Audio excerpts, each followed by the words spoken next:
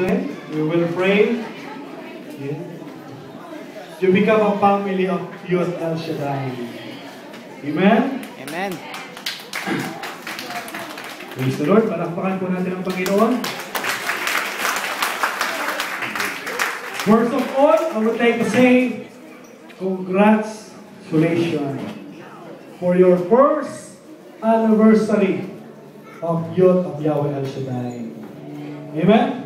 So let's close our eyes. Let's close our eyes and listen to the music. Concentrate to the music, the message of the music. I believe that each one of you, they have a desires. Each one of you, they have ask something to the Lord. Right now, close your eyes. Lahat po tayo, pati po kayo mga kapatiran, let's start to worship the Lord.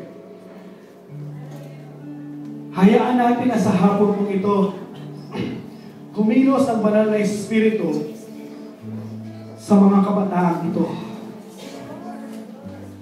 Hayaan natin na sa hapon ito, kung ano yung message ng Panginoon, kung ano yung mensahe ng Panginoon, kung ano yung nais ng Diyos sa mga kabataan ito, mangyari ayon sa desires ng bawat isa. All right now, Lord. Let's close your eyes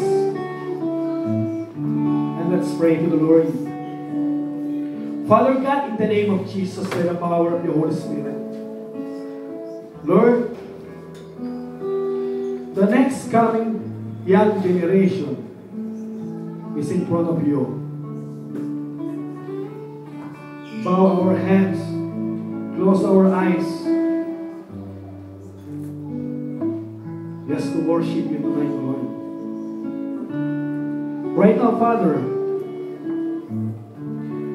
continues to touch our heart ng aking mga kapatid dito, Panginoon. Patuloy mo silang bigyan ng desires na maglingkod sa iyo, Panginoon. Lord, itong mga kabataan ito, Panginoon, dapat nasa labas, dapat may ginagawa sa kanilang lugar, but they choose to come here to honor you, to worship you, to bless you. Lord, you promise, oh God, you will give the desires of our heart right now.